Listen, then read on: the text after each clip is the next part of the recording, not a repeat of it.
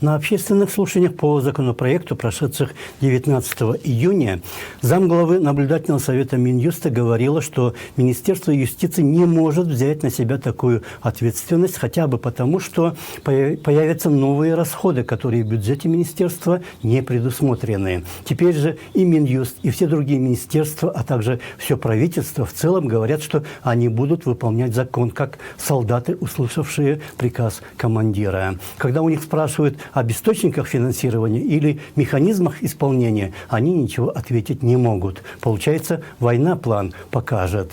Но так ведь можно, например, принять и закон о запуске кыргызского космонавта на Луну. Подобное взятие под козырек правительственных чиновников заставляет задуматься о многом. Все попытки в истории независимого Кыргызстана покуситься на народные богатства, на честь и достоинство и на свободу слова очень плохо заканчивались для власти. Ввести институт цензуры со стороны государства физически, технически и финансово, учитывая наш дефицитный бюджет, просто невозможно. Нужно посмотреть правде в глаза. Этот законопроект носит исключительно политический характер.